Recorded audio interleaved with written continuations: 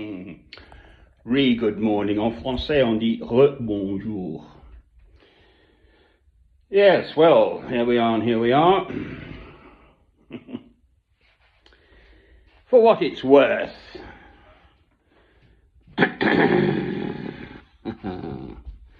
America is the bully. The big cheese in the world at the moment. It used to be Britain. We've been cut down to size a bit. That is what happens to empires. They rise and they fall and fade away. Oh Lord, if I can remember it in Latin, I can't at the moment, but it's the cross stands and the world turns. So the cross is God. It's the only thing that remains constant. Right, so, rentrons à nos moutons, returning to our muttons.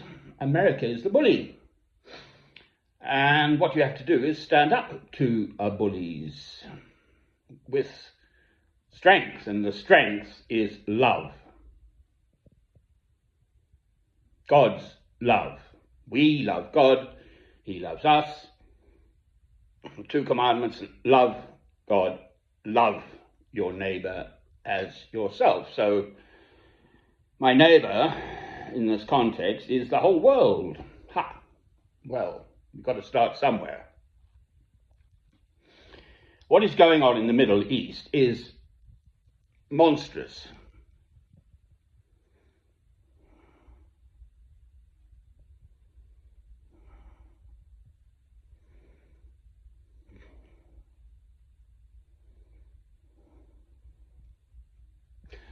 I, me, myself, obviously, clearly, can do precious little to have any effect whatsoever, quite frankly. But, on the other hand, Christ says, if we believe in God through Christ, then you can move mountains, and the mountains are in people's hearts. If enough people rediscovered love in their hearts, they might find that they are part of something which is evil. That is the behavior of America. Now, that awful little man, the President of the United States of America, whose name I will not say, that's all he wants. All he wants is to be the big cheese. Ha ha ha. He's nothing. We're all nothing. But we are also the pinnacle of God's creation.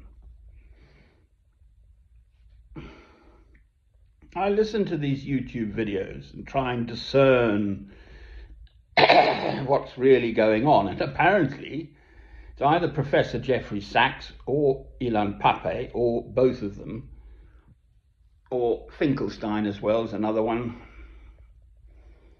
Incidentally, I think all of them are Jewish. Christ was a Jew. I'm not anti-Semitic. Zionism is an entirely different matter. There is this serious plan, actually, I believe, to have a greater Israel, including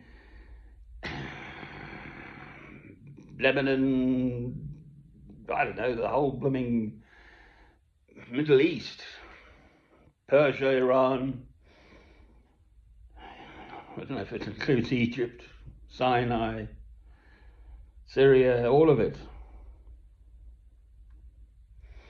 And the plan has been to fight these wars. So we're going back to the first war in Iraq. 7 wars, apparently, which was 1989 under George H. Bush, was he? The father of George W. Bush. The Nakba, the first Nakba, happened in 1948. The Middle East used to have a sort of mix of human beings, Palestinians, Arabs, some Jews too, I believe, Hebrews, Christians, and so on, scattered through hundreds of years. Obviously, the Temple on the Mount, is that right? The huge great mosque was built, I think, around 1400 on what used to be the Second Temple in Jerusalem. Jerusalem is the proper way to say it if you're Jewish.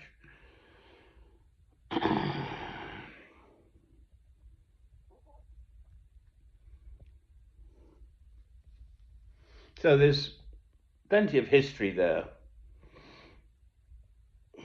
The stand up to a bully thing. Well, you know, it's exactly what's going on now in the world with all this rearming. Putin is the bully at the moment, if you like, but actually it's America. NATO was advancing eastwards in Europe, more and more countries joining NATO. So from 1997, yonks, ages ago, nearly 30 years ago, this sort of was happening, beginning to happen. And the big bear, Russia, feels threatened. Partly this war in Ukraine, Russia, etc., is to do with Russia feeling threatened that Ukraine might join NATO, and then basically it would have America on its borders, potentially. Germany's rearming, the whole thing. So the human logic would appear to be, you know, if they strike you on one cheek, get a bigger stick and whack them on the other. Whereas, as a Christian, Christ said, every single hair on the head of your fellow man, woman, and child is precious and special. Therefore, you can't even think of harming them, and that is God's love. Right, so if the fact is the awful little man in America got voted back into power by, what? Evangelical Christians, apparently, who can't see the wood for the trees.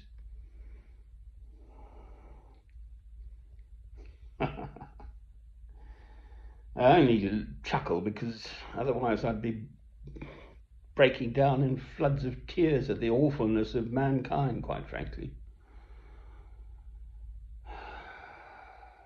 Right, so you stand up to the bully. Well, I can't do this alone. You know, when people ask me, where do you come from? I sometimes say, from heaven. That's just me being a silly thingy, what's it? But in part, that's really what I mean. I've tried to bring the love of God through Christ within myself, my whole being, over decades of my life.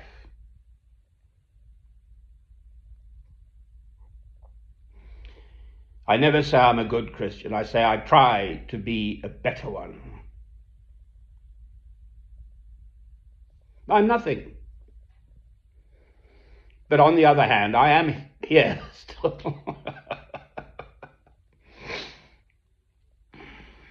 So clearly I can't do this alone. But if sufficient people sort of got it, they'd vote these blighters out of power. Impeach that awful little man in America. I mean, they're just endless. I listened to, he's very good, well-spoken American presenter, but he's done other things, but on MSNBC, is it? It's an American channel, but I think it's quite good analysis and so on. Just going through how awful that awful little man is. He never tells the truth. Everything he says is a lie, or couched in something else, or with hidden meanings, or, you know, some hidden agenda. It's just a load of utter balderdash. And the world's still going along with it. Well, I'm saying, wake up, the world, before we, you know, fall off the jolly edge of the cliff. We're probably going to anyway, but I see my role, if there's any role I can play, as standing firm, It's Start Crux Volvitor Urbis. The cross stands, the world turns. That's what it is.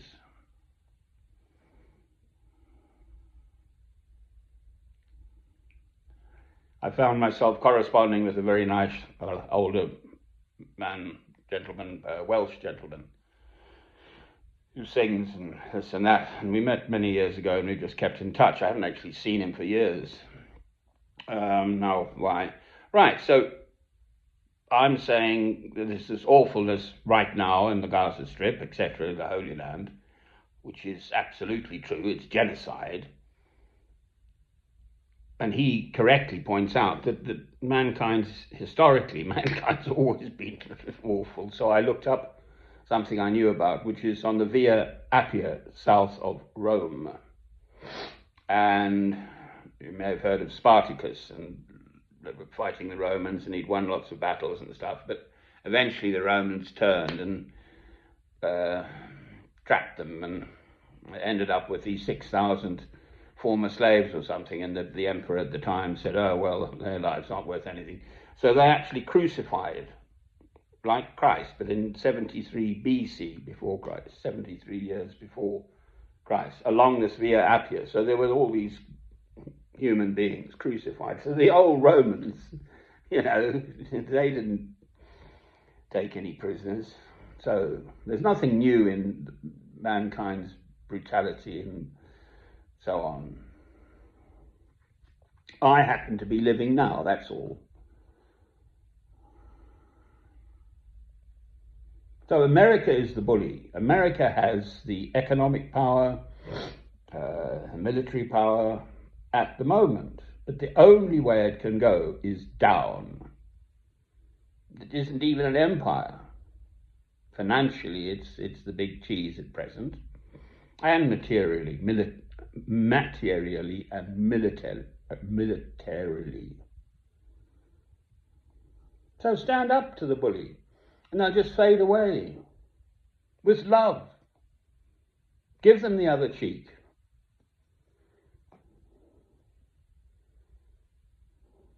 Just say puff to their awfulness. They've just voted down yet again a resolution saying at the United Nations, I listened to the news, it's just dawn.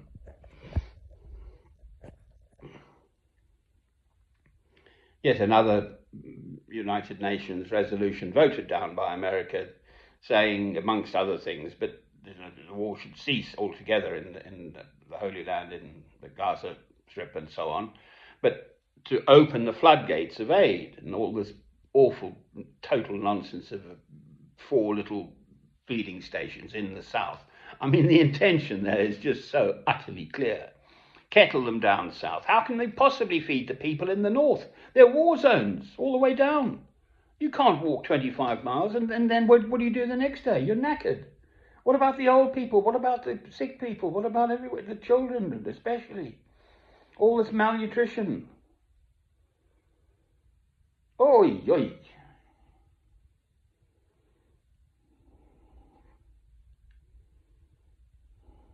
So stand up to the bully. And America is the bully. Amen. I wonder if the old thought police will close me down one of these days. But until then, I shall speak as a Christian. Amen.